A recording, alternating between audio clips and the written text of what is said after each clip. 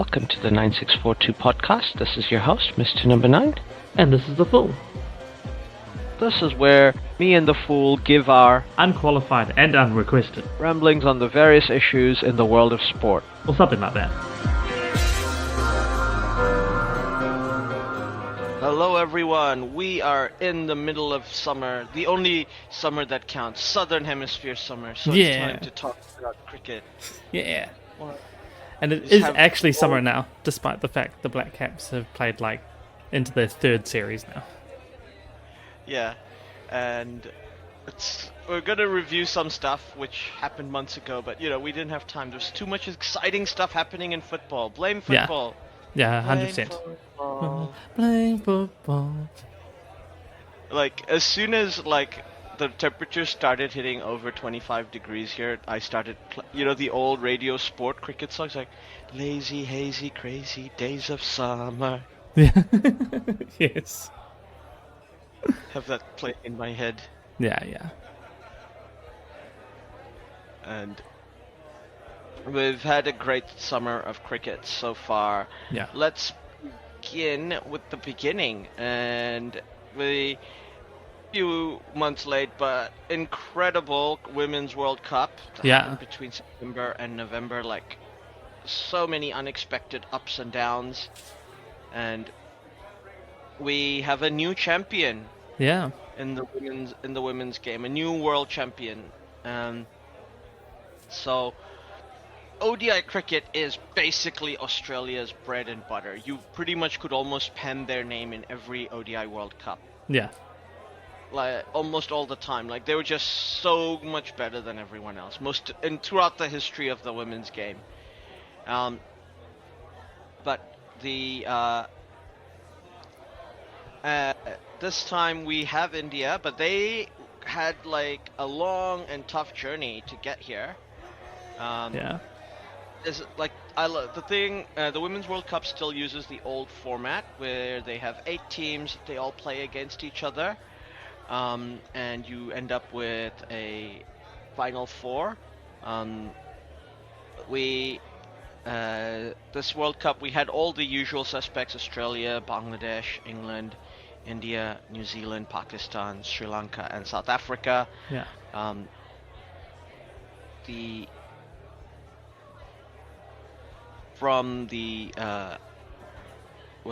Basically for the qualifiers, Pakistan and Bangladesh went through in 2025 in that qualifying tournament. Obviously India was hosting, so they didn't need to qualify, and the rest of the teams made it from their rankings from 2022 to 2025. Now I think for overall, it's been almost every World Cup team had a pretty good tournament. The India started off with a bang, beating Sri Lanka by 59 runs using the Duckworth-Lewis system. Australia smashing New Zealand in their second game, Yeah. looking absolutely unstoppable. Bangladesh, it just seems to be Pakistan is their bunny. Bangladesh beating them by 7 wickets, sorry. Yeah. Followed by South Africa, who losing to England by 10 wickets up in Guwahati. And those games were all looked like they were rain reduced. Yeah, there was quite a bit of rain, if I remember correctly, which made it a little bit Made up the and down. qualifiers Yeah. a bit trickier. Australia, Sri Lanka's match was abandoned in Colombo because of rain, and this is one of the things. It's unfortunate that the Women's World Cup always kind of seems to get shafted in terms of when they get hosted. This Yeah. is monsoon season, October. Yeah, exactly. India, there are places you can play. It's a large country, so there's plenty of places you can play where it won't be affected by rain. But Sri Lanka is gonna be a crapshoot. There's loads and loads of rain, but obviously they wanted to have India and Pakistan play in Sri Lanka. Yeah. And that was won again by India by 88 runs. And then South Africa got revenge for their T20 World Cup final loss to New Zealand, winning winning by 6 wickets. Historic game. Susie Bates becoming the first ever women's cricketer to make 350 international appearances. Yeah. Like, crazy to think she was playing in the World Cup in 2007, I want to say. Like, she's been like around for so long. Sophie Devine playing her 300th international. Yeah. Incredible. And Chloe Tyrone. Yeah, sorry, go on. And also, it was Sophie Devine's. She was retiring. And I think Susie Bates is also retired after this World Cup. They both have. At least I know Devine bowed out. Pretty sure Bates was Devine bowed out. I don't know about Susie Bates. Like, she was being very coy about it, I think. Play cricket, right? I think if you gave Susie the opportunity, she'd keep playing. Like, Sophie, it's been a while where I'm thinking like she was happy, like she was hungry. She got that world title, and she's like, okay, I've done it for New Zealand. Like, Yeah. I'm like, fair enough. Like, and she's obviously had a really long career, but Susie just never feels like she's has enough cricket. There is that. Playing. Yeah. I mean, they've both been playing for about as long. I think, yeah. Sophie was first, then Susie, but not that far off each other. Yeah, but definitely. So I think that's I can't find the quote here. I think the quote from Bates is that she would find it hard playing without Devine. And Devine was hanging up the boots. So I don't think Susie made a definite decision one way or the other yet. But yeah. I imagine she's still thinking about it. Yeah. But nobody plays the game harder than her, whichever gender you can say about cricket player. Yeah, exactly. And like, there's a reason why she's made 350 appearances in international cricket. Yeah.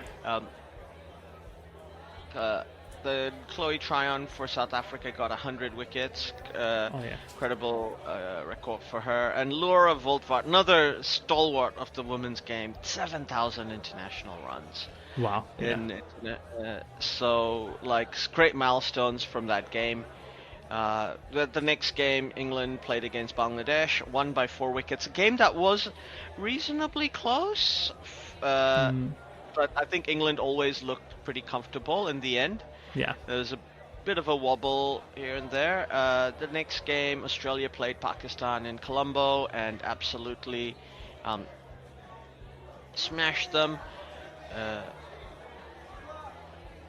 Brett Mooney and Alana King getting 109 runs for the 9th wicket, apparently a record. Incredible to think about. Wow. Like, Pakistan coming so close to making possibly one of the biggest upsets in the women's game ever. Yeah. Then next game, India played against South Africa. India all out for 251. South Africa chasing it down in 48.5 overs with 3 wickets in hand. So nice, clean, close run win. New Zealand smashed Bangladesh in their next game. We're scoring 227. Get Bangladesh all out for 137. England then played Sri Lanka, getting 253. Sri Lanka all out for 164. Once again, England drawing an easy win.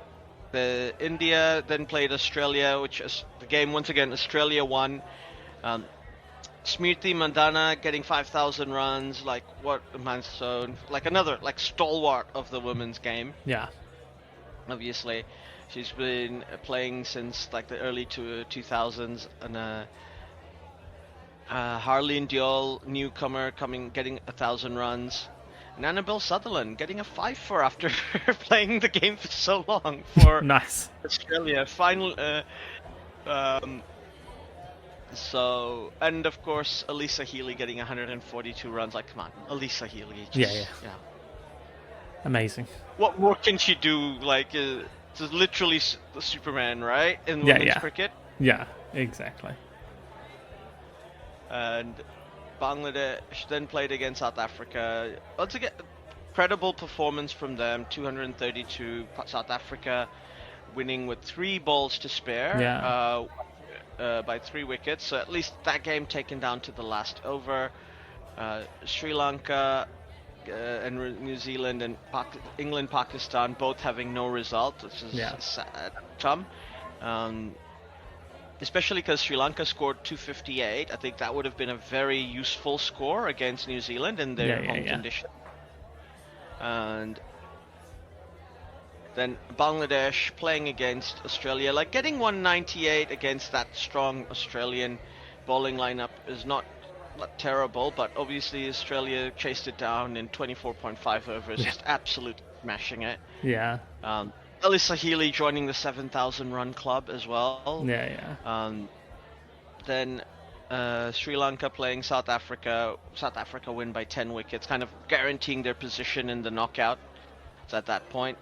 Pakistan and New Zealand having a no result in Sri Lanka, Yeah. Which which I yeah, think which that kind pretty of put much everything. dented New Zealand having those two no results in a row, pretty much. Yeah, New Yeah. Zealand pretty much then knocked out of the next round. England playing in India, kind of guaranteeing their position by winning by 4 runs, like a super close game. Yeah. Um, Did mean that and we therefore were still mathematically in it. We just had to beat India, and I think India, or at least India, and then one other, I think. But yeah, yeah. I think they needed to win against India by a huge margin, but No, India this still had one. I think we had to beat. We just had to beat India, and then and then yeah beat England. That's right. yeah And then hope India lost somewhere along the lines. But yeah. it wasn't. Yeah. It wasn't to be. Sri Lanka then played Bangladesh. Sri Lanka winning by 7 wickets.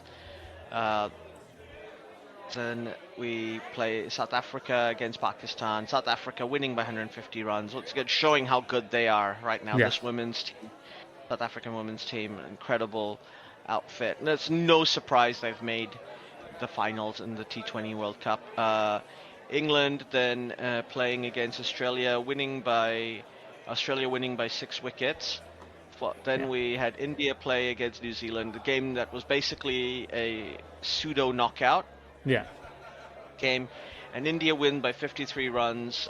And also like a very credible performance by India. Like um, they got 340 runs in 49 overs. Like they batted really, really well. Yeah. New Zealand following up. I don't know what their target was, but it was always going to be difficult, especially batting second with Yeah. It's when like the first teams batted really well. it's like 320 something. Was it's 53 runs? So Yeah, 330, 331, 332, something like that. yeah. Like it was like New Yeah. Zealand batting was a credible performance, but it was always going to be super difficult for them. Yeah. But milestones again. Uh, Leah Tahuhu getting her 200th, playing in her 200th international game. Always good. Another Yeah. like veteran for this team, like just played so many games for us for so long. Uh, Pakistan then had a no result against Sri Lanka, kind of effectively knocking both those guys out from the knockouts. Yeah. Uh, South Africa played against Australia. Australia winning by 7 wickets. So it's looking in imperious form. New Yeah. Zealand played against England. Obviously, they were out of the tournament already, and England won by 8 wickets. Um, Maddie Green getting 200 international matches for New Zealand, and Sophie Devine last game, as we mentioned earlier. Yeah. Oh, the veteran, just a giant of the women's game. I want to say, Oh, like she's definitely. up there with people like Belinda Clark and Debbie Hockley. Yeah. Rachel Hayhoe Jones, Charlotte Edwards. She's just one of those greats of the game. Exactly. Uh, then we got the final match, Bangladesh playing against India. It was another no result as uh, due to rain, but once again, Bangladesh didn't look like they were doing too badly. They got 119 in 27 overs, but India did look comfortable. But as I said, the match was abandoned due Yeah. to rain. And then we had our knockouts, and India coming in fourth in the group stage, looking kind of undercooked really throughout the group game. Apart from the end, they caught form after playing New Zealand, Yeah. and then looked like they were gonna be, like they had found their form, and Australia basically imperious, 1-0 results, 6 wins, easily best team in the group stage. England and South Africa followed from them, and India getting 7 points to get to in the end, quite easily making it to the knockouts, 2 points ahead of Sri Lanka. Though I guess Sri Lanka did have a bunch of no results, so it is a very unlucky for them to not make it further. So India, there's a bit of luck to get to the knockouts, but that happens at World Cups. And in the knockouts, boy oh boy. So the first semi-final, South Africa played England, scored 319 and absolutely smashed England all out for 194. Laura Wolfart with another century, 169, reaches the 5,000 mark in ODIs. Oh, nice, yeah. And Marizan Kapp breaking Julian Goswami's record to become the highest wicket taker in Women's ODI World Cup history. So great milestones for those two ladies. Getting a fifer, Marizan Kapp. And they're basically qualified for their first ODI World Cup final. In the other game, Australia played England. Australia, hot favourites, and they look like they're about to continue their streak because they basically pull up and score 338 like it's nobody's business. Phoebe Litchfield, 119 of 93 balls. And then we got India come out to bat, and Jemima Rodriguez, a star is born, right? This feels like an Inzamamul Hawk World Cup 92 moment, right? She's just, we know her talent. She's been playing for a while and getting to slowly making a name for herself. And now, in a key moment, like she's played like a complete match-winning knock, like something the kind of performance we've been expecting from her. Yeah. And they make it easily in the end, really, by 5 wickets with 9 balls to spare. Annabelle Sutherland playing her 100th international, Richa Ghosh playing in her 50th match. It's the highest successful chase in a women's ODI. And then we head to the final. And the final, India pull up and score 298 runs. Shafali Verma, the master blaster. She just comes out, scores 87 of 78 balls.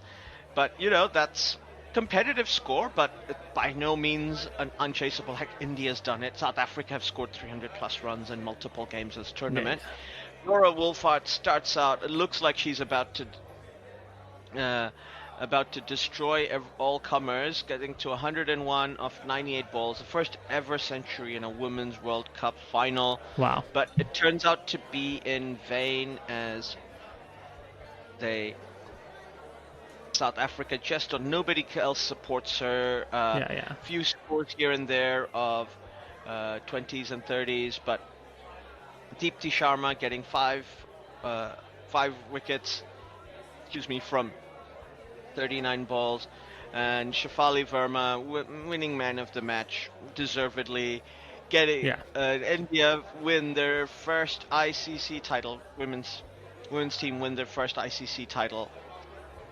It's amazing. And it's a long overdue. This team coming into the tournament, we thought if they made it to the semis, that would have been a good result, like based on their form and how they were playing. And much like New Zealand did in the T20 World Cup last year, they came out to bat and towards the later end of the tournament, which is the best time to catch your form, like the later end of the tournament. And they go on to win the tournament. And they did it the hard way, right? Like they played against pretty much they beat all the good teams, right? Yeah, exactly. To get to win, like they had to beat South Africa in a final, they had to beat Australia in a final. The only team they didn't beat was England, like those good teams. They had to beat New Zealand to get there. So there's no luck. Like New Zealand got a bit lucky to be on the other side of the draw. South Africa beat Australia for them in the final of that T20 World Cup. But there's no luck here. And well deserved. This team's been playing really well in recent times, like in women's cricket. Like it's a testament to how popular it is. Like the crowds were sold out throughout the Yeah, yeah. tournament. And I see here they had 5.2 billion views as well. So, Yeah, like, that's just and crazy. and this is the thing, right? Like, if you love cricket, you love cricket. Like Yeah, you just exactly. enjoy watching it. Like my dad even says he prefers watching women's T20 cricket to watching men's because he's like, there's actually more singles and like, you actually get to see them field Yeah, and do, as opposed to every ball is either a six or a wicket or a yeah, yeah, yeah. block. Yeah. Yeah, no, I fully understand. Yeah, it's watching women's sport. You tend to get a little bit more of the technical side of it, and it Yeah. becomes thrilling in that way. So, as you get to, you know, you say it's more about the art and the technique of each play to get it to where Yeah. the team needs to be at. So, as opposed to say T20 men's, where it's just pure muscle, like who can swing the bat the hardest and connect. You say it's six or out. Yeah. I, I'm exaggerating for Yeah, effect, yeah, but it's more or less that. yeah, yeah, And like this, I love that ODI cricket is like, alive and strong in the women's game. yeah, It's still the best world trophy to win, I think. And well, eventually, I do hope the women's game gets a world test championship, even if it's maybe just 4 teams to start with, or yeah. something like that. Would be nice. But yeah, but in the meantime, I'll happily take what I can get. Yeah, And yeah, Women's World Cup didn't fail to deliver. And we'll be seeing another Women's World Cup next year, I believe, for T20s. There's so many World Cups every year. yeah. I know so many. By the way, I am not complaining about the amount of women's cricket. I'm just complaining about the amount of World Cups. What was the amount of T20 World Cups? You're right. Yeah, there's 2026. There's a T20 World women's and a men's T20 Yes. World Cup. So, um, And I understand it's good that they're both separate tournaments now. They don't need to be attached to the men's tournament to be uh, to be part of to get the crowds and get the interest, which is yeah, good. yeah, They don't see that, and it was good and they got rid of it at the right time. Like yeah, once they saw that the women's game was going to be getting ready to stand on its own, and we'd already gotten used to watching so many women's games in the T20 format that it was like, yeah, of course we'll keep watching. It's cricket, yeah, you yeah. know. Exactly. We're addicted to cricket. What do you mean? It's like you're giving us cricket. Well, where's the argument? Just give it to us. Yeah, pretty much. And so there's going to be, like I said, the women's tournament being held in England and Wales, Yeah, and there's a men's World T20 being held in India and Sri Lanka. Let's say it's being held in February and March, which is when you should host a World Cup in the subcontinent, in yeah, my opinion, or in the Southern Hemisphere. Like those are the yeah, months yeah, to do it. And I don't know anywhere in the cricket playing world where October to September is a good time to play cricket. Maybe South Africa. I don't know what the climate changes like there Maybe, but now. it doesn't seem likely as being a great time. You say it's a little bit too late for England. So yeah, like I don't Maybe think the there's West many Indies places. or Maybe. US.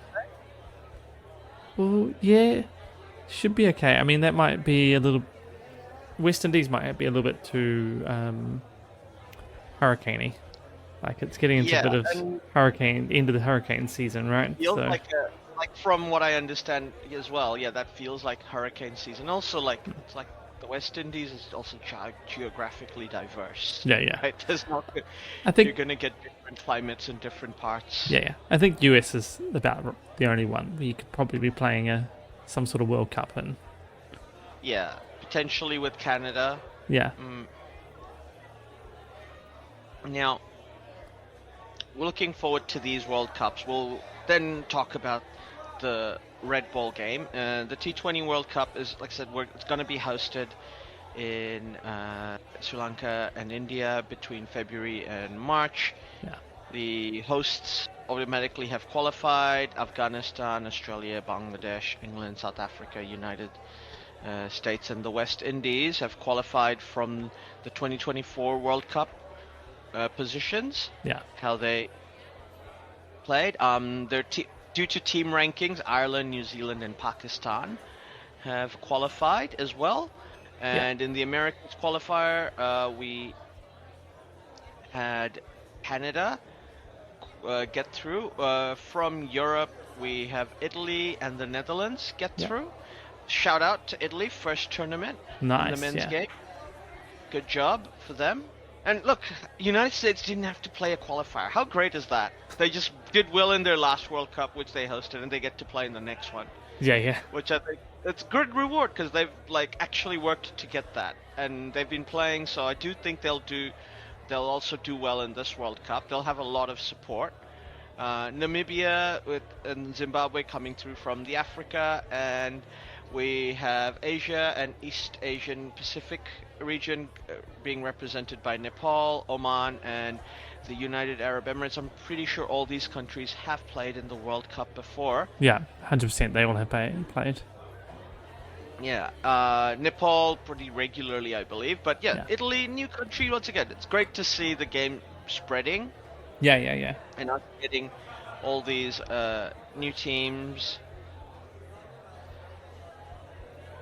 Especially because there's some weird culture war in Italy about the places where there's a lot of South Asian workers, like Bangladeshi workers, where local fascist parties have won, and they've tried to ban cricket from being played because they're like, the ball is dangerous. Oh, right. Yeah, clearly. Sure. Yeah. It's ironic because, in the 19th century, cricket was actually really popular across Europe, and Italy won the first ever European cricket championship. Oh, wow. And it used to be a semi-regular tournament. And as you know, cricketers then as now, they're like, we'll show up anywhere if you pay us. Yeah, exactly. We're not fussed. You mean I don't have to work in an office? Yes, please. Yeah, I'll take that. Thank you. Yeah, it's almost as though all of them suffer from ADHD. Who knows? Who knows? Who knows? We've got our groups. Obviously, the Group A will have India and Pakistan. It's funny how they always get drawn in the same group in every World Cup. Followed by the United States, Netherlands, and Namibia. Yeah. Look, United States has beaten Pakistan. Yeah. In their last World Cup. The Netherlands has beaten Pakistan in that last World Cup. This is a competitive group. The Netherlands are good at T20, and Namibia have two tall left-handed bowlers and two really good wrist spinners. I'm like, that's a team that can win any game. Exactly. You have four good bowlers, that's the recipe, right? Yeah, exactly. You at least can make it competitive, It means the other teams can't take it too easy, and they've got to... You'd expect India and Pakistan to deal with that, but as you say, weirder things have happened in T20 World Cups, so...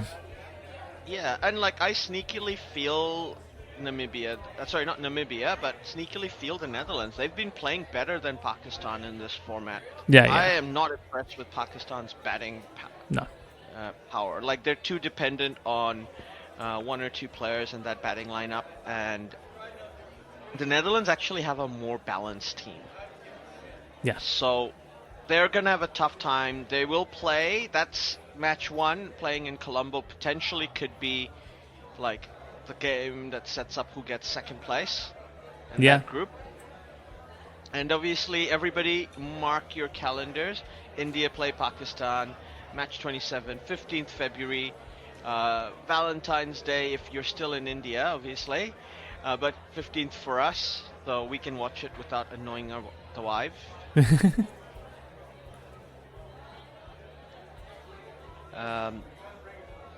And then we move on to our next group, Group B, that has Australia, Sri Lanka, Zimbabwe, Ireland, and Oman. Yeah. Another pretty close group. I think Sri Lanka should, in theory, be the team that comes second. Australia, Yeah. obviously, are the favorites to win this group. Yeah. Um, and also they're defending world champions. Um, no, sorry, India defending world champions. Beg your pardon. Yeah. The Sri Lanka, but Ireland are competitive. Yeah, Zimbabwe exactly. are very competitive. Yes. So no team can take them for granted. Oman, they're, this is their second World Cup appearance. Obviously, we're not going to expect them to do super well, but they've never played badly. They've always kind of been competitive in all their games. Yeah. So you can't take them for granted. We will do a kit review before the tournament starts in February. We're just reviewing the groups. So, and we expect, obviously, we're going to expect some great kits from the Sri Lankan team. Yeah, exactly. We hold them to a higher standard. It's T20, it's in Sri Lanka, and it's Sri Lanka. Yeah. The only problem here may be our expectations being set way too high. But I'm ready to have my mind blown anyway. Yep. Next we move on to Group C. We have Bangladesh, England, Italy, Nepal, and the West Indies. Other than Italy, who are obviously making their first appearance, they're an associate team that don't play as many games as the others. All four of the other teams could go to the next round. They're all Definitely. They've all had good performances in the World Cup before. Obviously, the West Indies are not the force in T20 cricket that they used to be. Yeah, but still, as they showed in the series here against the Black Caps, they still have strong hitting power all the way down. And their bowling's lots of aggressive, powerful batsmen and Shai Hope. Yeah, and Shai Hope who's just like, I'll win it for you, don't worry. But Shai Hope won't play in the T20 World Cup, obviously. But in ODIs, he's just exactly right, just fast enough. Yeah. To win games. Exactly. Like, it's a throwback. Like, he's slowly becoming one of my favorite ODI players because he's such a throwback. Like, just having a strike rate below 80 in the modern ODI era. Like, and he's a match winner, not just, Exactly. He's the main batsman of that team. Yeah, no, 100% he is, yes. But that's because they have a really good bowling lineup. Yeah. Which helps them win games. They just need Shai Hope to score 100 plus runs every game. Yeah. Which he somehow seems to do every game. But yeah, and that, even though, say Hope plays in the ODIs, not the T20s so much, like, still the West Indies, say very strong bowling lineup doesn't change for the T20s. They still very good there. And once again, the game may seem to be getting away from them, and then somehow their bowlers get them back into it. Yeah. And then, They have a deadly bowling lineup. And say, bat all the way down. Especially if they do have Sunil Narine play for them. Like, that'll make a huge difference. I expect... Like, England are probably favourites to make it out of the group, but at the key match starts in match day 2, second match of the game, 7th February, being played in Eden Gardens, Kolkata.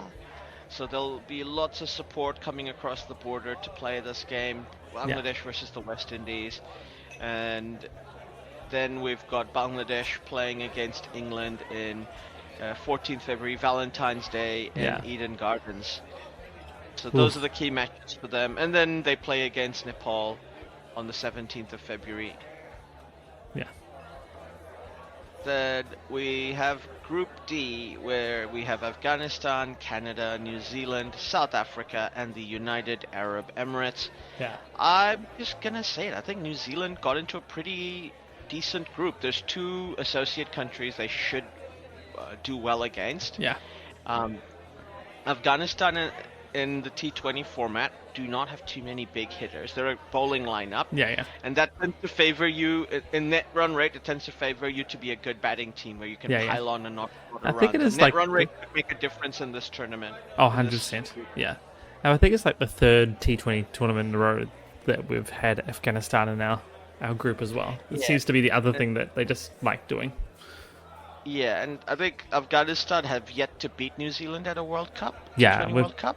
we've handily beaten them both times as well, Yeah, despite both of us being super worried before each of those games, yeah. because Afghanistan was looking particularly fearsome, and then the New Zealand bowling attack and batting attack just dampened it Yeah. and controlled the game all the way through. So Yeah. yeah, If it should Mitchell Santner is fit, New Zealand should beat Afghanistan, yeah I think. yeah If we have a fit Mitchell Santner and we have decent performances from players like Rachin Ravindra, Devon Conway, um, and Glenn Phillips. And if Glenn Phillips is fit, like it yeah adds another, almost like adding two players if you have him. yeah exactly Um, and obviously, if Kane Williamson's playing in this tournament, we're winning the tournament, right? Like that's just we just just can write that down. yeah exactly He's the only member of the Fab Four that will be playing, so come on now. yeah it is written. It is written. Uh, though I think he has semi-officially retired from white ball cricket. But maybe Yeah. he said only during ICC tournaments I'll come in if you really need me.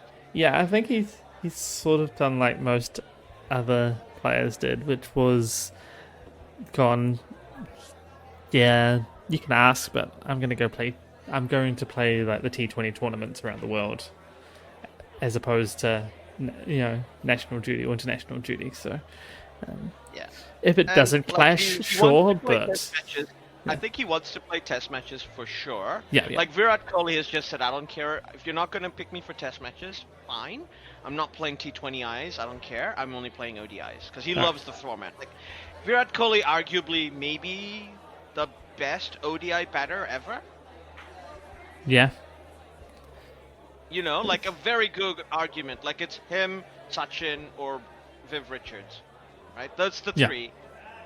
yeah. One of those three are the best ODI batters ever. 100% And agree. so, like, I understand why he wants to play ODIs, and he clearly loves playing ODIs. And like, Kane Williamson cares about Test matches, and he probably wants to try and win another title for New Zealand. Though, of course, he's won the World Test Championship, and he was captain for that. Yeah, The key matches here for New Zealand, they play against Afghanistan first game in Chennai. It's a spin bowler's pitch. New Zealand are not scared of spin bowling, like either facing it or their bowlers. They have good spin bowlers in the white ball format. Glenn Phillips his dirty off spin is becoming dangerously clean. yeah, As like so dangerously effective at the right times, and like Mitchell Santner seems to be a captain in T20s who just knows how to use him properly. yeah. Is Mitchell Santner also the captain of the ODI team? Is he like the full white ball captain? I'm pretty sure he's full white ball captain. Yeah, and like I think Mitch we trust, right? Like I think he strategically such a clever bowler. Like he's so evolved. Like his action and technique hasn't changed much, but his strategies and tactics in games have really it's gone up a notch massively. And he's a tall left arm spinner like in the Chinnaswamy. It's built for him to have a good tournament. But you can never count Afghanistan out. Rashid Khan is still Rashid Khan. Yeah, exactly. And he can change a game by himself, right? So Yeah. yeah. And on the 11th of February, Afghanistan are going to play South Africa in the Narendra Modi Stadium in Ahmedabad, which is like another key matchup. And then New Zealand will play South Africa in the Narendra Modi Stadium on Valentine's Day. Yeah. 7 o'clock New Zealand time. And those are basically the three matches that'll probably decide this group, which is actually, it's quite interesting. Obviously, we hope there's no rainouts. We'd love to have every game played. Yeah. But ties could happen too. But I think they do have super overs for ties. Yeah. Group stages now. Which I think is a bit nonsense. I don't think, like, you should have super overs for the knockouts, but not like a group stage game. Yeah. Just sheer points for that. Like, it is Yeah, what it is. I think so. And they're gonna do a Super 8 format, so which will have a second group stage with like effect, where you will have like Yeah. basically winners from different groups and second places from different groups play each other. Once, and then after that Super 8s, we're gonna go to the knockouts. We're gonna play a semi-final in Kolkata and a semi-final in the Wankhede in Mumbai, like the two homes of cricket uh, in in India, and the final is going to be held in either Ahmedabad or Colombo, depending on, I guess, whether Pakistan makes the final. I guess, I yeah. don't know why it says that. Uh, but yeah, that's the tournament. It looks super exciting. What do you like? Obviously, we want New Zealand, and I think we're getting to the next round is a bare minimum. We would. I Yeah. still think New Zealand have a team good enough to make the semis. Yeah, definitely. I think so. Like, I mean, depend on injuries, obviously, but yeah. Depends on injuries, depends a little bit on different things. Like, they, against the Western, like, against England and Australia in the T20s, they didn't look particularly good. That was very early season, obviously. yeah. And a while to go before we hit the actual tournament and stuff. But it did look a bit rocky there. And even against the West Indies, and a little bit of that's the West Indies, but we let them back into each of those games and they became much tighter than they really probably should have been. But yeah, there was a bit of rust, I felt, as well with New Yeah. Zealand. They hadn't played cricket in so long as a team. yeah. And say the West Indies one, it's hard to tell whether that was just the West Indies being the West Indies or whether that was rust or poor form from New Zealand. So, Yeah. Well, obviously they're getting to play a white ball tournament, T20 white ball tournament tri-series with England and the West Indies after the current Test series ends. So we'll know more about their form, but also like such different conditions in New Zealand in summer versus going to India at the beginning of spring. Yeah. And like as much as New Zealand, we still don't know who is gonna make it into the squad. These are the names I would immediately pencil in if they're available and fit. Devon Conway, Russian Ravindra, that's your opening lineup. Daryl Mitchell, just have to have him. Kane Williamson if he's available, obviously. Then that number 5 slot, I'm not sure who we should pick. In there. Like Glenn, I don't mind having Glenn Phillips high up the order, playing there. But also, like, that means Mitchell Santner is batting at 6, which I feel is like a position too high. Like, I'm more comfortable Mitchell Santner and Glenn Phillips being 7 and 8. Yeah, that does sound more like it. We could put in someone like a Michael Bracewell. He's been playing really well, so yeah. And you got Jimmy Neesham as well. Jimmy Neesham, but like it's India, right? You want an all-rounder who can bowl spin. Yeah, so that's Bracewell. Just or Neesham, at least a slow medium. Yeah, Neesham just has that experience, right? So Neesham definitely has experience, and you want him in the squad because he's a really good player to swap in if you have an injury. But I don't know if Neesham's like a bowler you want as a starter. Like he's basically a 6 bowler even in New Zealand conditions. Yeah. Just that can hit it as a batter hard, right? So his all-roundness comes into it a bit. But yeah. Like Bracewell's good as well. If he's playing mostly as a batter who like a batting all-rounder, like that's a bit more comfortable. Yeah. Devon Conway obviously taking the gloves, and we then you've like the rest of the bowling lineup of Kyle Jamieson if he's available, Jamo O'Keefe. O'Rourke, sorry, not O'Keefe. O'Rourke. I'm very impressed by Folks. What little of his bowling I saw today, he can get the ball to swing both ways, and there is some potential swing. And Folks is technically an all-rounder. Like he actually has a decent first-class batting average. obviously he's not being asked to do that much batting at the moment, because he's just sort of coming into the side and everything. But he is actually can bat as well. So Yeah, and like there's Mohamed Abbas as well, good option because he can actually bowl pretty fast, and he's a very hard-hitting batter. Like I don't know about number 6, but still, like number 6 if it's between Abbas and Phillips, I'd rather Phillips at 6. Yeah, definitely. Abbas at 7, or Satner at 7, Abbas at 8. Yeah. We're doing that. But the pace bowlers, I think Duffy is a good option. Folks, once again, very impressed with him. Like Chemo and O'Rourke are like the staples. Like I think their height is just always going to make them difficult in whatever conditions, and you'll need both of them. The question is, if Trent Bolt is available, he's a lock, right? You got to pick him. If he's available, yeah. I thought he wasn't going to play anymore at all. But I guess if he is, World Cup, I'll come play for that. Then, yeah, you got to have him. Like, why wouldn't you? Yeah. Oh, okay. So he's not gonna. He basically said 2024 was his last edition. Yeah, I thought he had pulled out of everything internationally.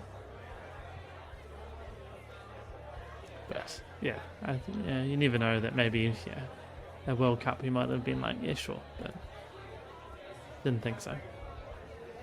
Yeah. And obviously got Ish Sodhi as well for more spinner. And Matt Henry. Options. And Matt Henry. I mean, Matt Henry, like, we can pencil Matt Henry, we can pencil O'Rourke, we can pencil... Like, whether they make the starting 11 in games will depend on conditions, and we should be very judicious about who we drop in, put in. Like, I like Matt's out-and-out pace in most games. Like, and he's basically the leader of the attack now. Like, having someone as good at batting as Jameson at number 9 makes the lower batting lineup a bit stronger. Yeah. But I feel like O'Rourke's maybe a touch above in terms of bowling and in terms of pace. So I don't know how it'd be a little bit you say but horses for courses and that, O'Rourke like which pitch suits them better. But O'Rourke is more accurate and faster, but I think like Cal Jamison's just a bit more dangerous because he can bowl fuller and he doesn't float when he bowls fuller. You know what I mean? Like, yeah, I know what you mean. Yeah, that angle seems to come out. Like when he's on form, like that's what comes out. Like on form, Cal Jamison seems to be more. He can bowl full and still get the ball to kick up, right? Like that's the magic. And that was that's what got him his IPL contract, and that's why he's in the team.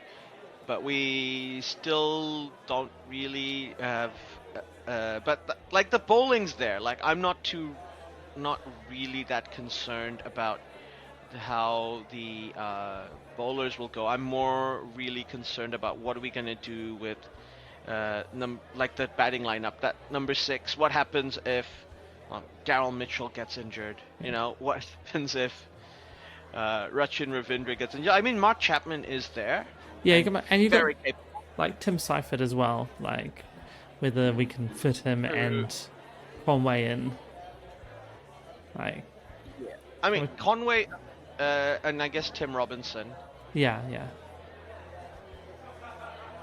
Like these all ones to juggle around in there. So, like a lot of these though are more, tend to find themselves more suited as top order hitters. But like Chapman seems pretty good at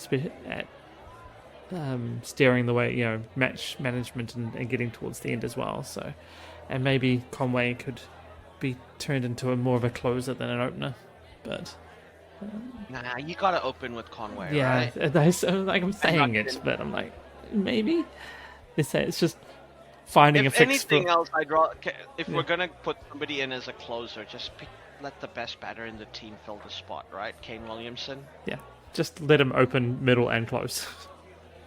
Or we just do what we do with Daryl, um, Daryl, um, Daryl Mitchell, and just go, Yeah. yeah. We need this spot filled. You're doing that, right? Yeah. You're just our default fix this gap Yeah. player. Yeah. There's that. Currently, world ODI #1 batter, Oh Daryl yes, Mitchell. yes. No, I saw that as well. That's awesome. But He he is had the second New Zealander to be world ODI #1. Can you name the first? It is a super blast from the past. As in, like, he's my dad's favorite player. oh, to go all the way back there, like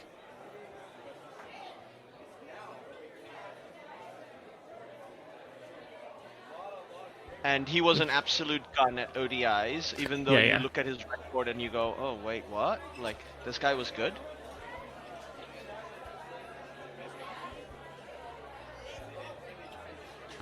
No, but it's far enough back. It wouldn't be marked great batch, would it? Nope. No, further back. Further back. Oh. No, I can't think of anyone. Alright, it's Glenn Turner. Oh, of course. Tekoch, yes.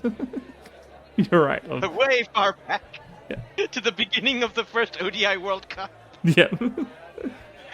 And for, like, I think the first week of that tournament, by the way, that first week of that tournament, there was something ridiculous, like 10 games played. Like, you had double headers, which you would never do in a World Cup now. Yeah. And he was the highest run scorer at that point of the tournament, so he was #1. That's just crazy. But, yeah. So, congrats to Daryl Mitchell, and obviously, that... we look forward to seeing him absolutely rock it in India. This is a team that's done, there's plenty of overseas and like subcontinent condition Asian experience. So I do think the team will perform well. Yeah. Whether we're good enough to beat England or Australia. Or India, for that matter. Like, I still expect those three to be the other three teams. Yeah. No, definitely. Because it's basically between New Zealand and South Africa for the fourth team, in my opinion. Yeah. Oh, I see he's already thought this was ringing a bell, but I think he has announced his T20 retirement or T20 international retirement to focus on Test cricket, as we were saying. So I think he's ruled himself out of the World Cup. He didn't wait. I don't think. I was trying to look whether he had said it would be after the World Cup or not. But I have a sneaky suspicion he's just said nah. I mean, fair enough. He wants to play the games that add to his test run total. As you say, he loves tests, so... Yeah. He loves... Like, all of the Fab Four love tests, right? It's just who gets to... Like, for whatever reason, Virat Kohli's not getting picked. Yeah. Steve Smith is still Steve Smith, and Joe Root is still Joe Root. So Kane Williamson wants to continue with that, obviously. Yeah.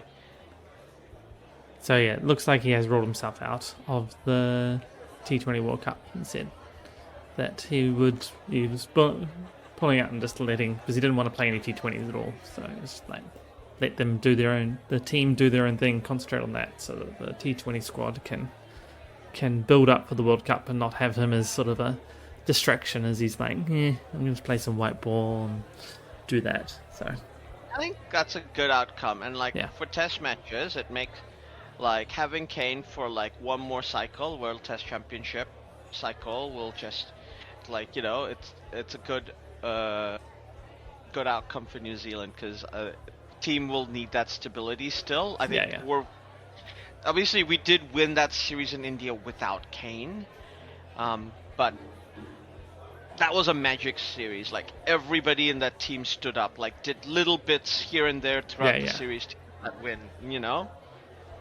and like all the ingredients fell, and India kept having really bad outcomes.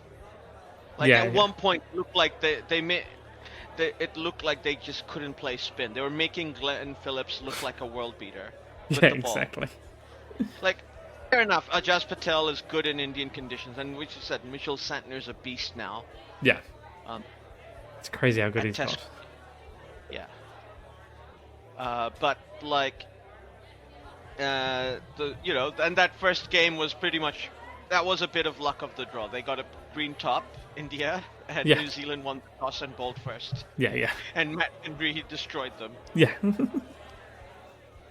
And that can happen, right? Like yeah, the other two games were literally like New Zealand playing better in Indian conditions than India did. Like yeah. Well, adapting exactly. conditions better. Yeah. Now, No, definitely. And the other thing about Kane as well, like he's been injured quite a lot recently, so this also means he's limiting cricket a little bit, so you can focus on that and not, and hopefully for say another World Test Championship, he'll make his way through that. If he bats, each test, will be in a good stead all the way through. So, and he still especially said, at home. ODIs, he'll still play those too. So, And look, this is his last chance to make an impression in Australia. Like that's the big gap in his record, right? Like he's just never gotten a big series. And same with Joe Root, just never done a big series in Australia or India, and he's played well in England before. yeah, But the big one, like India, at least it's a mediocre record, and in Australia he's had a terrible record, and he's not done well against Australia at home either. At least against India at home, he's played well. yeah. And he's played well against England both home and away. But like almost every other team, his record is awesome. Like that's why he's one of the Fab Four. Exactly.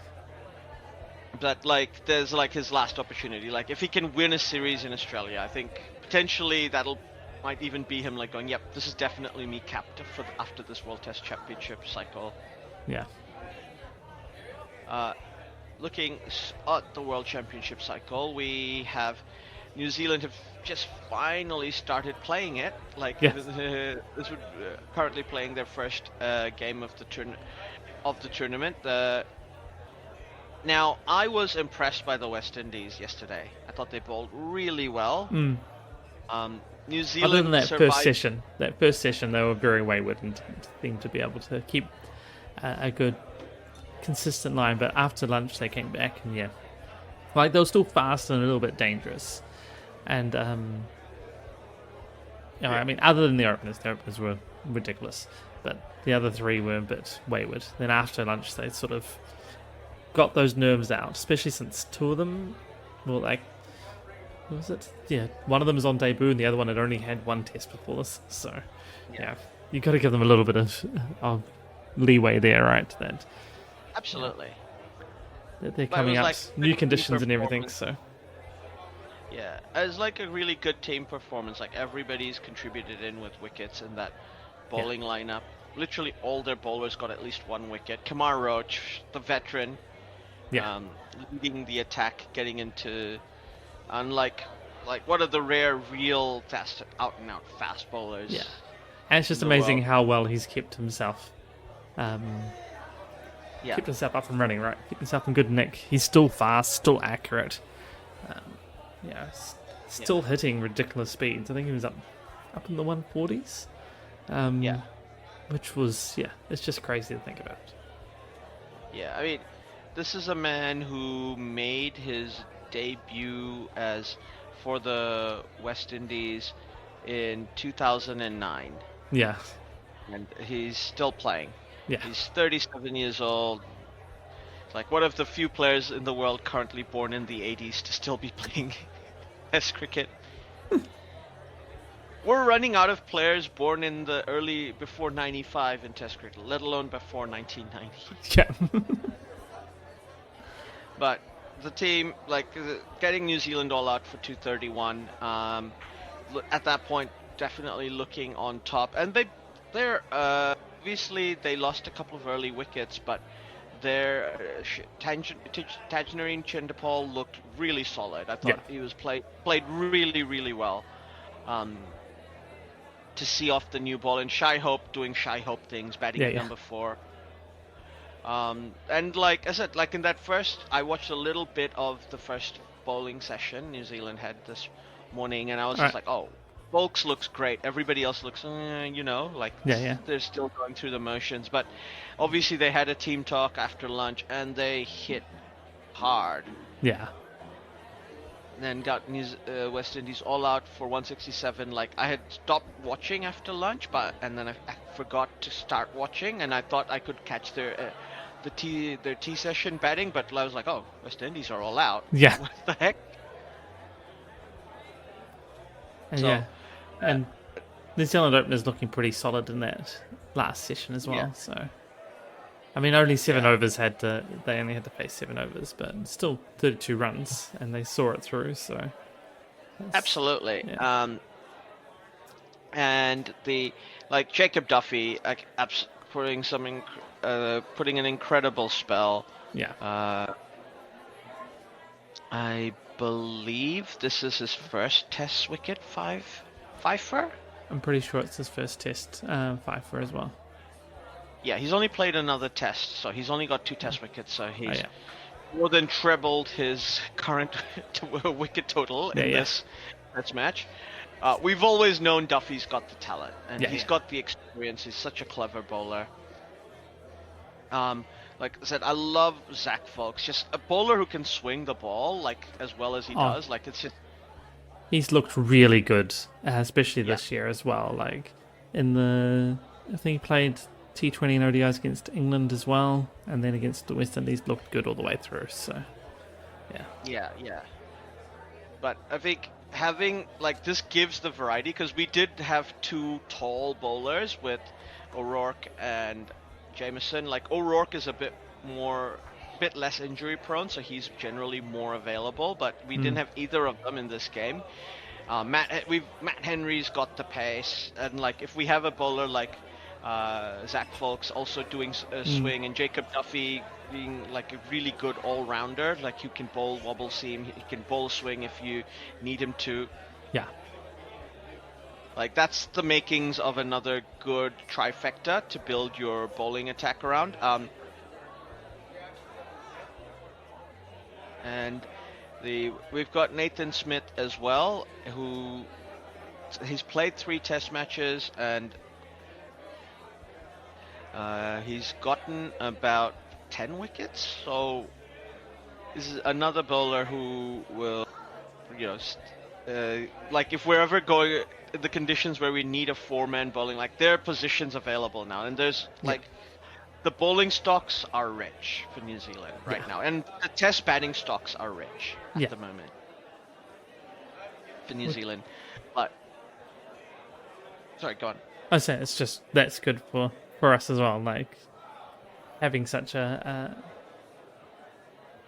deep, reasonably deep batting and a reasonably deep bowling attack in the tests is pretty good. So there's a little bit of injuries, which is not helping 100% right now in either bit, but like still looking pretty good and solid with what we've got. So Yeah. We didn't have Daryl Mitchell in this game as an example, but we've look at that top 5 right now: Latham, Conway, Kane Williamson, Richard Ravindra, and Will Young. Yeah. It's so hard to remove any of these guys for Mitchell right now. Like, I mean, you have to, Mitchell but keep? it's hard to decide which one, right? Can Mitchell keep? Yeah. And if Glenn Phillips is fit, Yeah. you've got that spin bowler. Like you can't not play Glenn Phillips. He saves you so many runs on the field. Yeah. But then once again, where did he put him in? Michael Bracewell's playing reasonably decently as well and can bat quite well. If Mitch Satner's back and fits. Mitchell Satner is like Mitchell Satner is going to replace Michael Bracewell, but where do you put in Glenn Phillips? You're absolutely right, but you can't not have him. Like he's the best fielder in the world. He is. Yeah, I think you're right though. Potentially at the moment, the biggest weakness in the New Zealand lineup is Blundell and being there for his wicket keeping. But he did get 29 in the first innings against the West Indies. Blundell's batting has always been more than serviceable, in my opinion. Yeah. Like he averages 30 ish, with Yeah. 33 with the bat, and he's a very good keeper. Like Mm. solid, does not make mistakes. You know, and a strike rate of 50 in the test game means like he's not a super slow batter, but he can definitely anchor the tailenders around him, and he has played knocks lower down the order with the lower order, Oh like yes. helping New Zealand put like extra Yeah. 50 to 80 runs, with the last 3 or 4 wickets. So it's a different skill set, right? That batting with the lower order Yes, and definitely. like And he does do that very well. He can yeah. manipulate the strike and keep things going and see, bat out time if need be, or say just farm extra runs that might be quite valuable coming, towards the end of the match. Yeah. And like the bowling lineup is like I said, who do you replace? Who do we get in for JMO? Who do we get in for O'Rourke? Yeah. Yeah, well, exactly. I guess it's hard to say it given them, but it's Duffy and Smith, I guess, are the ones that chop out for that. But, say Duffy just got a fifer. He's looking very good. Nathan Smith, very good as well. So, like... And you can't drop Matt Henry, like I No. said. He's the leader of the attack. No, exactly. Matt Henry goes in first. I think Folks has been making himself undroppable as well, so... Like... Yeah, it's a weird situation. Like, Tom Blundell, the issue is not his batting, it's the fact that he's batting 6. Yeah. He needs to be 7 max. Like, that's the highest he should bat. Yeah. And like, if we have Glenn Phillips batting 6 in a test match, I'm not uncomfortable with that. I'm like, yeah. Glenn Phillips, in test matches he actually takes his time, gets his eye in, and he doesn't play stupid shots. Yeah, you got a good like point. It's not Tim Southee batting this match. And Tim Southee's won matches for New Zealand with his batting before. Yeah. Not that many, but I always got from Salvi that he was like, I don't care about the batting. I'm good enough, but I don't care about it, so I'll do what I want. Whereas Glenn Phillips is has a very good first class record, right? Yeah. With football in New Zealand domestic and playing county, so he's a good player. I don't him at 6 or Daryl Mitchell at 6.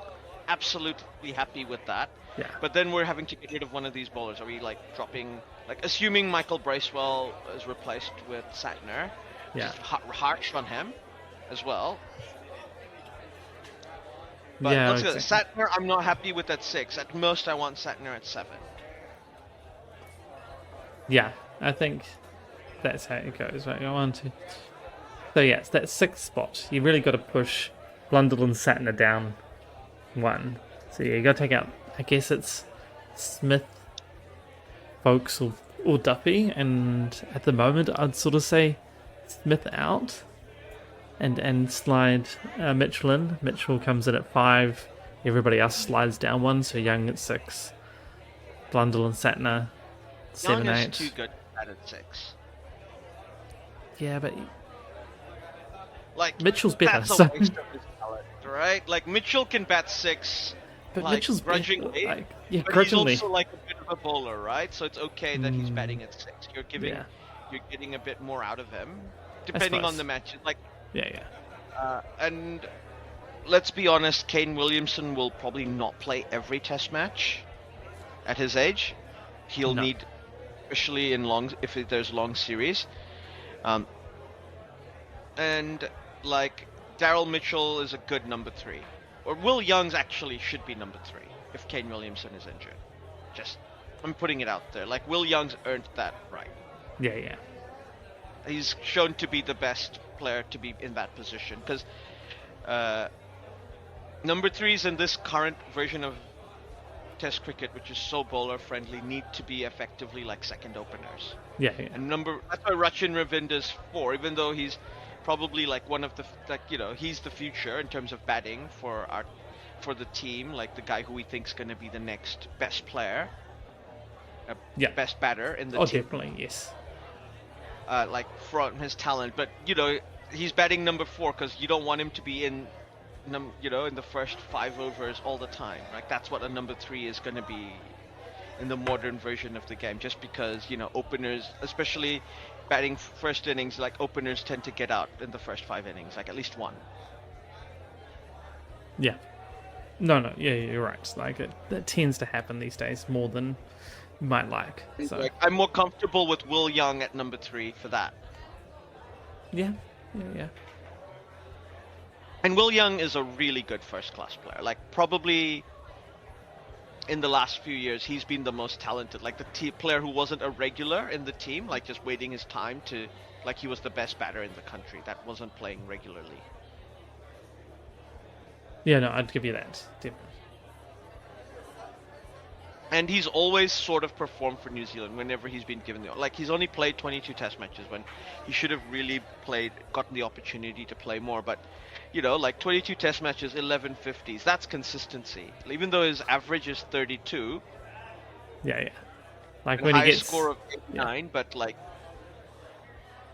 it's pretty consistent.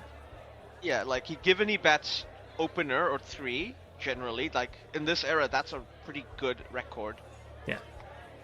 Actually, that's he gets a 50 basically every second match he's getting a 50. So. Every second match he gets a 50, and he was the man of the series again in India, even though he did score a single century.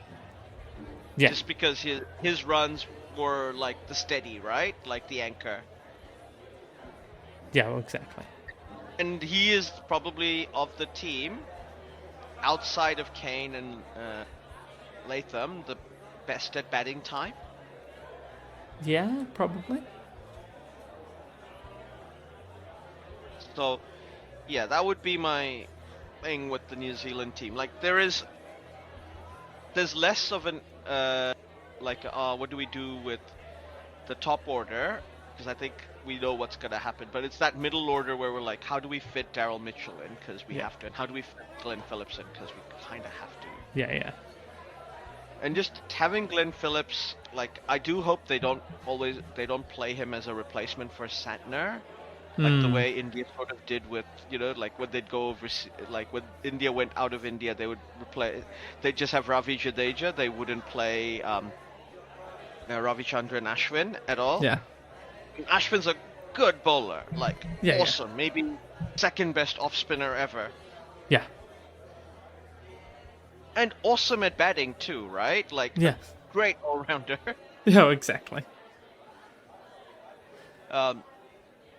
So we'll see how that plays out. But currently in the game, like as you said, New Zealand look good with the batting. Like they want to bat out tomorrow if they can. Yeah. I think if they can bat the whole day and maybe a little bit of day 4, if it doesn't look like rain, then it's like that they're putting themselves in a good position in this test match. But I think the West Indies have bowled well, right? Like you can't just take that for granted. No, the West Indies definitely bowled well. As I say, they have been a little wayward at times, but overall they bowled very well. And you say the problem was more just their batting. You say take away Chanderpaul and Hope, and the rest of the batters didn't really do a lot. That's the issue. Yeah, that's the issue there. Is like at least in the New Zealand one, there was sort of only there was 4 once you get down to the bowlers. There's only 2 top order batters that failed to get runs, and that was Conway, who got a peach in the first over. Also, perhaps showing a little bit of Ruston and poor form, because he is at a bit of poor form at the moment. Hanging the bat out to catch an edge, not the greatest. And then Ravinder, who just got a beauty. Like it's just like. Yeah, I guess that's the other side. If any of those openers lose form, like I can't see Tom Latham. He's just so consistent. Yeah. But Devon Conway reached such a height, like you're almost like he's got to mellow out a bit, right? It just feels like he's losing form just because he was so good. Yeah. There's that. Like he's definitely having a little bit of a problem at the moment. So maybe it's just hit too high too early, or when he didn't, it's just. That then sets expectations and pressure, and then we're comparing it to that and going, but So hopefully he'll But sort himself out. I mean, potentially tomorrow he's got a good chance of that, right? They look yeah, pretty solid so far, both him and Latham, at the beginning of the second innings. So he's yeah, on and 15 off like 23, so it's and looked his pretty easy record, batting. like if we look at his record, like given he's an opener, so in Yeah, this era where it's really hard to open, 29 matches, so he's 12 50s, 500s, so 17 and a double 50s hundred. was Yeah, like and a double hundred, but like that's part of his 100 column, right? So yeah, that's yeah, 17 times he goes past 50 in 29 matches. That's more than 50% of his games. yeah, Like he does really well in the third innings. It's Tom Latham owns the third innings, but Tom Latham's also really good in the first innings. And Conway, if the batting conditions are like he got a peach today, but in New Zealand and like in good batting conditions, like if we were to make the finals in England, he would be good in those conditions, I think. And he batted pretty well in India, yeah. all the games. Like he looked good. You know, the eye test, he didn't necessarily get the runs in all the games, I mean, he but has he got looked the fourth highest batting average in the current squad, so yeah. yeah. Above him is Kane, Darrell, and Ration. So Yeah, yeah. when you're in Yeah, that sort of company, so pretty much. I mean, there is Kane, and then a gap, and then Darrell Mitchell and Ration Ravindra, and then a little bit of a gap, and then Conway, Nichols, and Latham, sort of together. So And this is the thing, like if Henry Nichols comes back to the form he had 3 or 4 years ago, there'll be a real. That's a guy who could bat number 6. yeah, Nichols is really good. He needs to get back to that form that he had because it does look There's suspect. a lot of loss of confidence, Yeah. unfortunately, for him.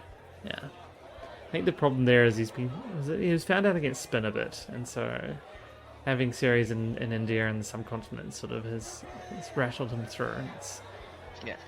not being kind on him, unfortunately, but hopefully he'll get back into the spots. Jadeja's retired, so Yeah, every lefty who had problems against spin and coincidentally played a lot of games against him can probably come out now and exactly. see if they can't rectify their numbers. But looking at the World Test Championship, like this game's still very open. I don't think we can take anything for granted, No, as I said. But currently at the stage we have Australia top of the table. They played one series against the West Indies and they got 48 out of 48 points. yeah, So they're in pole position. South Africa played have played 4 games as well, but they've won 3 and lost 1, so they've got a 75%. So it's still very early stages. If we look at the first series, Sri Lanka played Bangladesh at home, and they have won that series 0-1, but there was a draw in there, so I think they'd be a bit upset to concede a home draw to Bangladesh, like a team that they generally play well against. But Bangladesh scores 495 runs in their first innings in that game. And that ended in a predictable draw when Sri Lanka replied with 485. yeah. Then they played the second innings, Sri Lanka winning easily by an innings and 78 runs. So Bangladesh losing their first series, but it's an away series, so that's not too bad. India then go to England. The series was an absolute corker. England winning that first game by 5 wickets. Yeah. When that was like a super game where India opened up with 471 all out. England replied with 476. India then scored 376 in the third innings, and then England chased down their target with 373 in 82 overs. Great performance from both sides. That's the sort of thing. This is Test cricket, right? That's the sort of game we live for. Yeah. Doesn't have to be like doesn't have to be high scoring like all the time, but like just the fact that the fourth innings is still like it could be anyone's game, based on the teams. And India then came back, won the next test by 336 runs. They scored 587. England scoring 400 runs to counter them. India follow up with another 400 and bowl England all out for 271. Excuse me. So they take the win at Edgbaston. Then England win the game at Lord's, like an absolute barn burner. 22 by 22 runs. England scoring 387. India following with exactly 387 as well. Then England all out for 192, and India needing 193 runs, but they get all out for 170. Like incredible game at Lord's. India then playing England in Old Trafford. Basically, with rain, they basically batted them out of the game. The match was drawn. And then final game at the Oval. India initially start off a bit shaky, 224. England follow that up with 247. As I've consistently told our listeners, if you bat second and you don't get at least a 50-run lead, you're actually behind the 8 ball. Yeah. This is why batting first is so good in Test cricket, still, in my opinion. Then India scored 396 runs. This is an absolute thriller. In England follow up with 367, lose by 6 runs. The series ends in a draw. Like fantastic, basically. Like this Amazing, is what we want him for. Yeah. Then we have the West Indies go to India. India won the first match by an innings and 140 runs, and then India beat the West Indies in the next match by 7 wickets. Unfortunately, West Indies, bottom of the table, 5 matches, no wins whatsoever. Yeah, they played the only Australia other as team well. So yeah, to be fair, both away series for West Indies and against 2 tough teams in their away series. Yes, exactly. So they're still not out of it.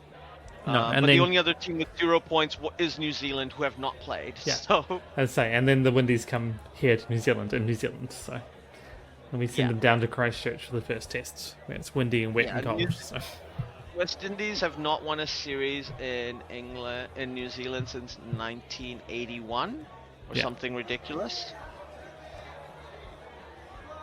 So currently West Indies are in not a good position as but New Zealand, it's still a match I think in the balance, but New Zealand, they will play 2 more games. And fingers crossed rain does not affect any of it. No, hopefully not.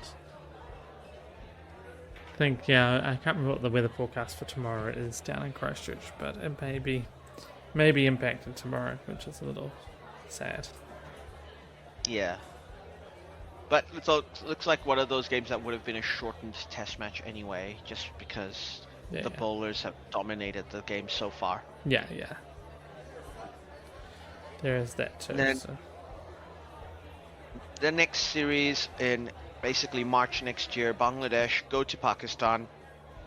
Bangladesh handily beat Pakistan in last year for the first time in Rawalpindi in a game where Bangladesh's fast bowlers battered Pakistan's batting lineup, and Bangladesh's batters treated Pakistan's fast bowlers like they were in primary school. But then Pakistan followed up by beating them by an innings. So this is Pakistan cricket we're talking about.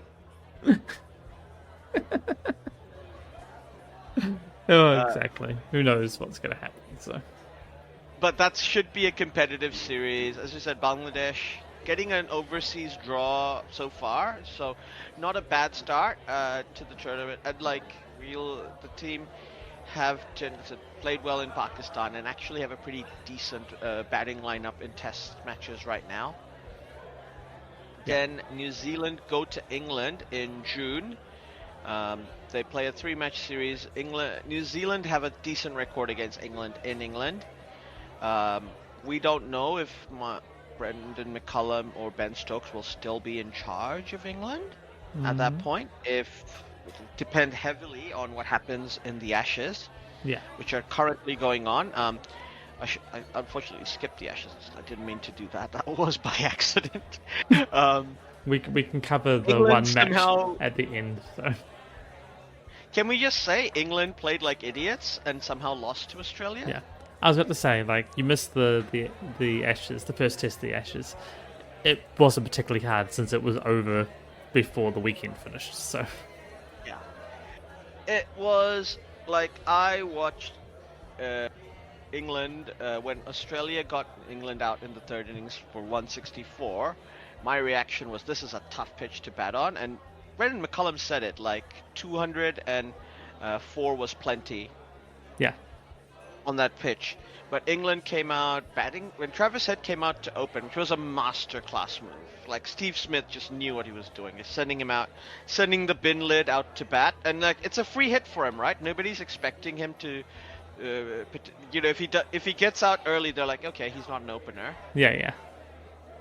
And any runs he gets, it'll be like, they're going to be fast runs because it's Travis Head and he's on fire at the moment. Yeah. Gets a daddy 100, and like, but this thing, like, they immediately started bowling to him outside his legs. It's like, what are you doing? The ball is swinging. You're getting movement off the pitch. Yeah. Like, I can't imagine someone like Jimmy Anderson doing that, right? No, exactly.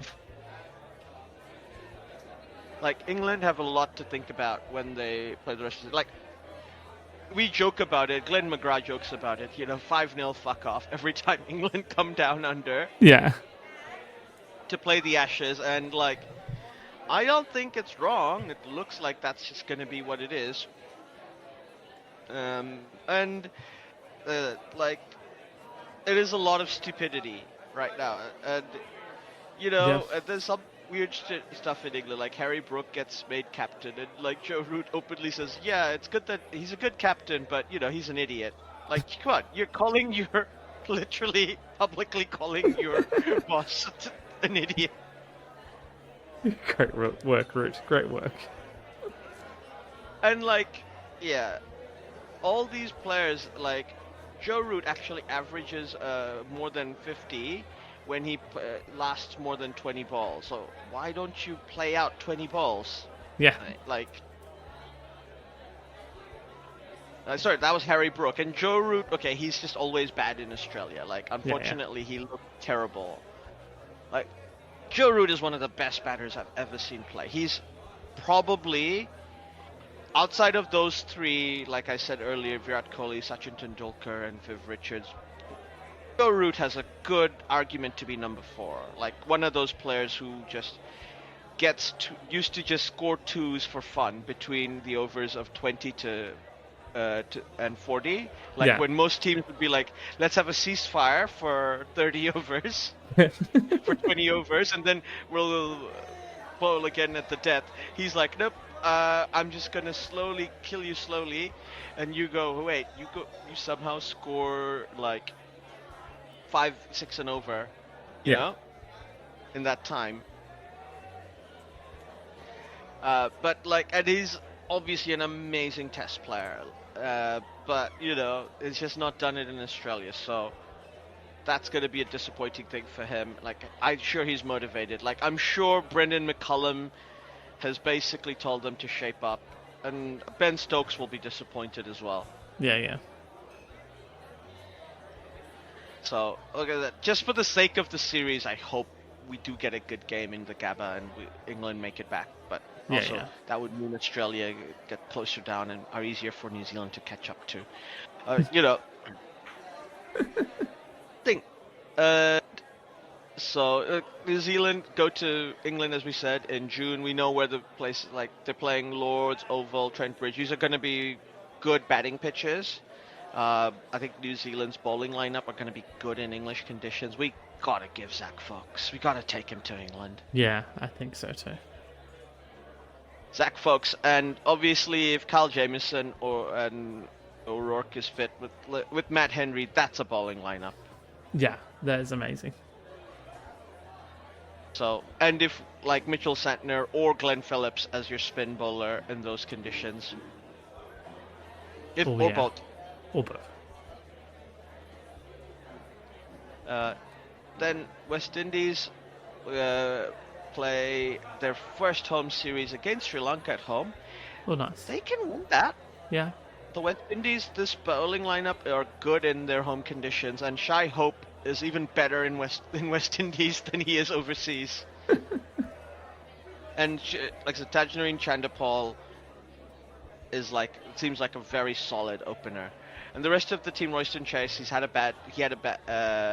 bad first innings, but I do think he'll improve Yeah. in the next innings. So I think this is a very competitive series. West Indies versus Sri Lanka. Sri Lanka, like I said, they drew a test match at home, so they will want revenge.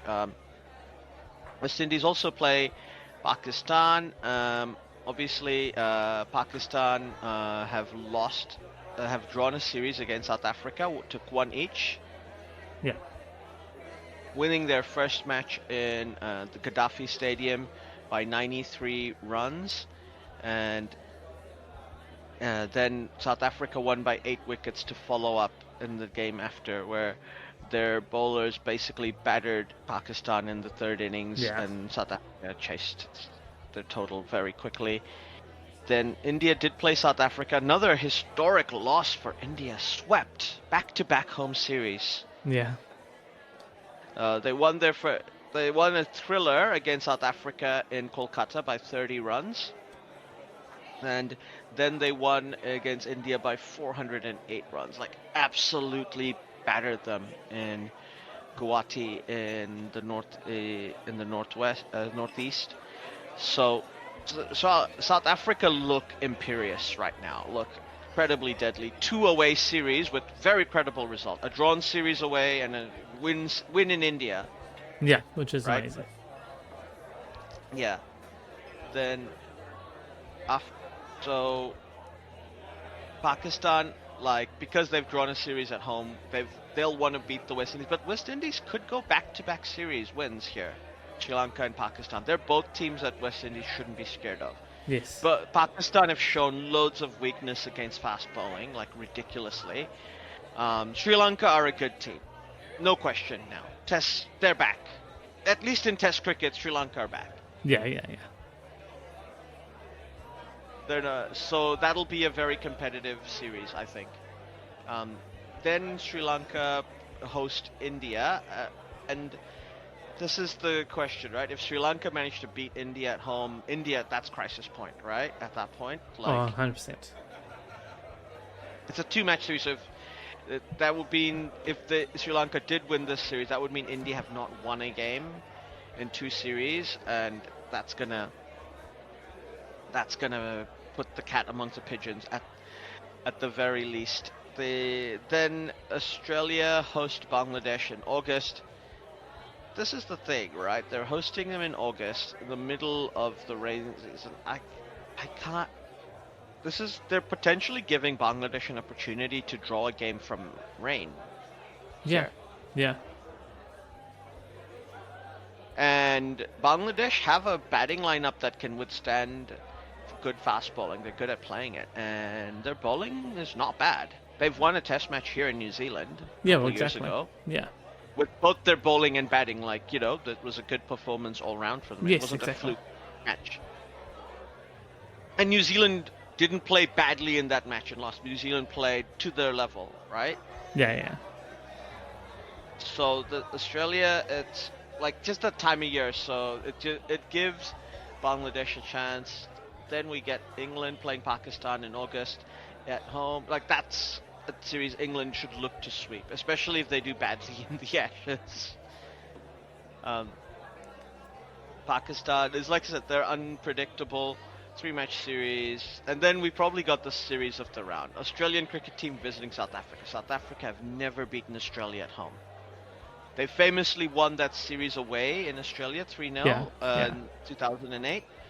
And that's the only time they've won a series against Australia. They're getting to host them. Oof. That's juicy, right? That is very juicy. That's amazing. It's, South Africa, though, have a young team, very hungry, and they're World Chess Champions, as we know. And they beat Australia in the World Chess Championship final in Lords.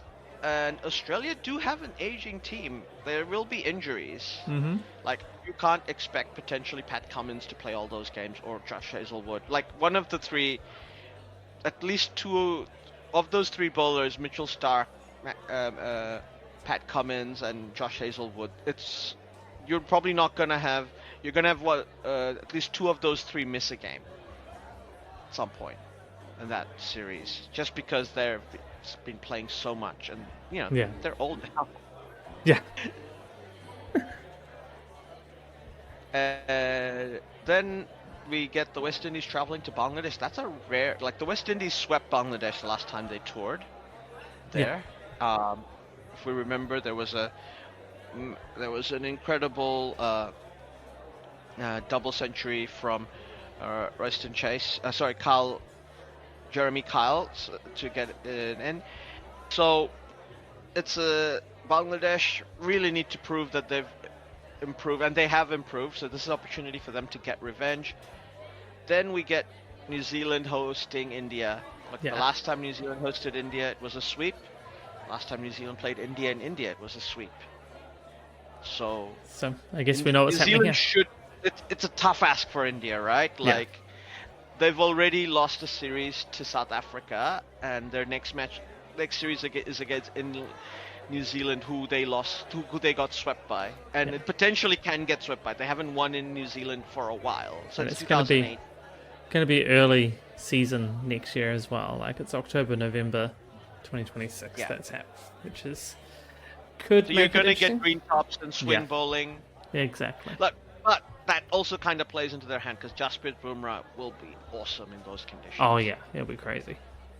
If he's fit, like, he's Thanos, right? He's the most inevitable bowler in world cricket. Yeah.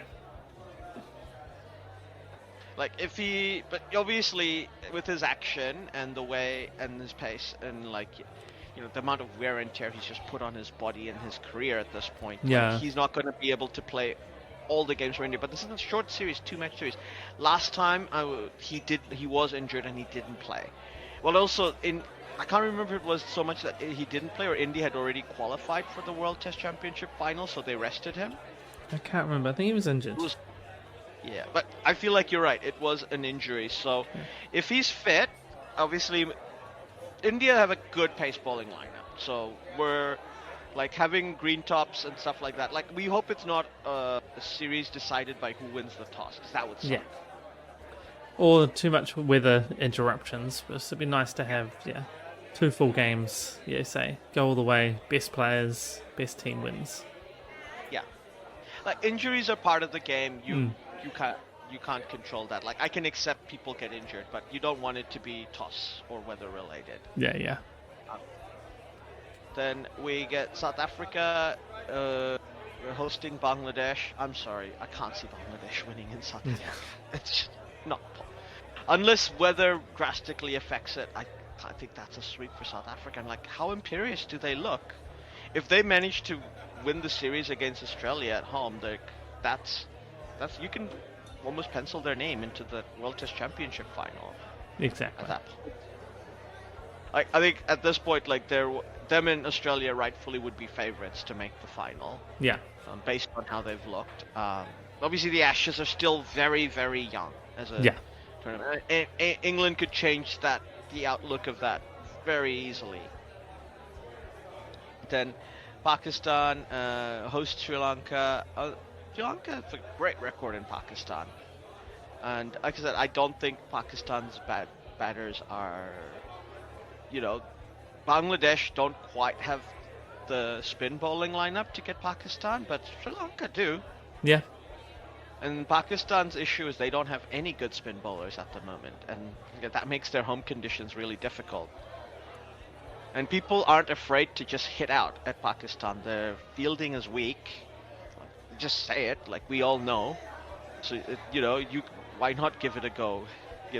Push the tempo, get loads of runs quickly. Yeah. And that's the that's the formula to win in Pakistan right now. Then we get the Trans-Tasman Trophy next year, December 2026. This is like if New Zealand can even at least draw the series in Australia. Look, this is what I've been waiting for my whole life. I want to see New Zealand win a Test series in Australia, and I hope Kane Williamson doesn't, but I don't think that's happening.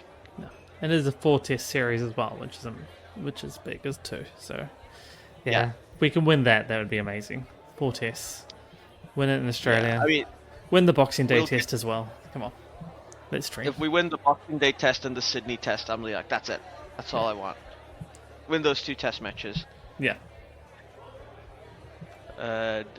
Then we have England visiting South Africa. Like, this all depends on the Ashes. England's outlook is so Ashes dependent, right? Like, South Africa look like they've been imperious away from home. I would be shocked if they're not good at home. Yeah.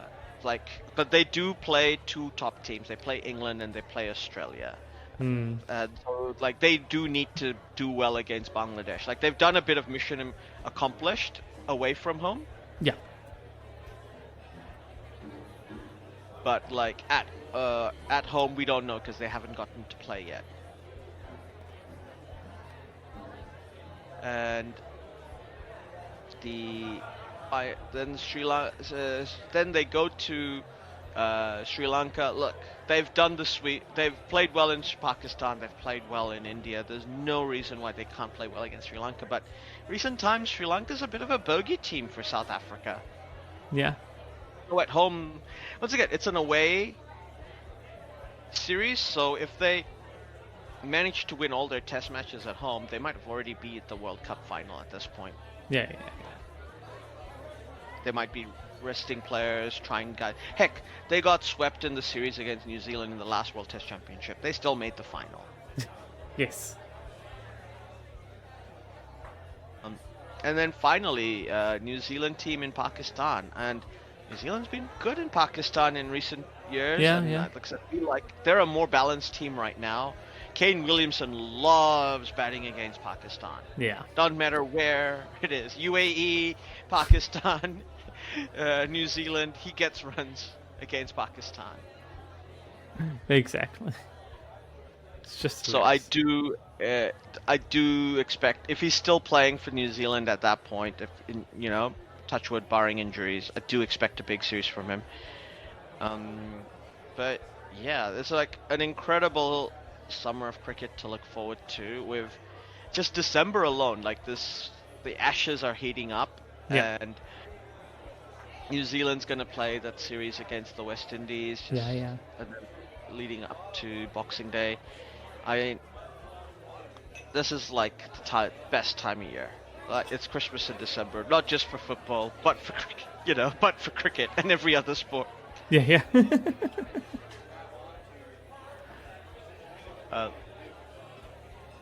And like, this is like, I've been craving red ball cricket. Yeah. I was I obviously loved watching the women's ODI World Cup, but I was all white balled out. I was like, I couldn't really follow the West Indies white ball games that well. I saw the results, but I wasn't watching them. But like, I've been like almost to the level like I've got it playing on the radio back. Like, I've been checking cricket for all the time. Oh wow! Once New Zealand started playing cricket, it started playing Test cricket, just because it's exciting, right? This rebuild looks good. Yes. And hopefully it will go well. Yeah, well, exactly. And hopefully this time tomorrow morning I'm talking about, what time should we declare? Yeah. On the 4th. On the 4th. Rather than going, we didn't get to bat because of rain. Yeah. I think we should be okay, but yeah, hopefully. So, be having the discussion around right time to declare, how much time do they need to give the bowlers to bowl them out. Yeah. So, like, ideally you want to bat at least 5 sessions, I think. Yeah. If you can. Yeah. So a little bit, say it's only end of day 2, so 5 sessions should be fine. Is that what? Give 4 sessions to bowl at the West Indies at the end of the game, so that should be plenty to bowl them out. And Exactly. if you bat 5 sessions from here, like that takes the game away from the Windies. They won't be able to win from there, no matter what. So, Or 4.5 sessions. But Yeah. that's a big asterisk. Obviously, we don't know what the rain situation is. We might see New Zealand take a 250 run lead tomorrow and declare just Yeah. because of rain. Yeah. Maybe. So we'll see how that plays out. yeah, Bag's not though for rain. yeah, definitely not. I'm happier for us to lose with honor to the West Indies than get a rain-affected draw. Yeah. I think, I'm not sure about tomorrow. Might be the only one. I know up here in Auckland, the weather for the next few days is, really the next week's meant to be pretty good. I think you could hear the So- thunder here all the way in Hamilton. Like that Yeah. was.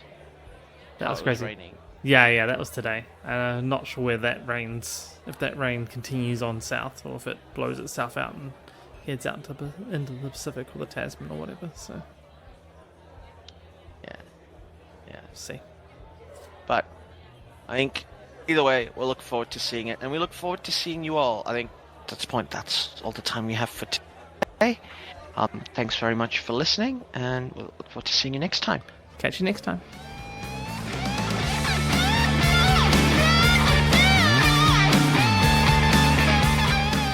Well, that is the end. Thanks for listening all the way through. If you liked what you heard, we have even more. NineSixFourTwo Discord and a Buy Me a Coffee. Pretty sure it's Buy Me a Beer. Oh yeah, buy me a beer on buymeacoffee.com. In both these places, you can talk to us, and we may even listen, especially if you do buy a said beer or coffee. I might still be confused. Yes, we're easily bribed. All links are in the show notes below. Don't forget to like and subscribe. This is on YouTube.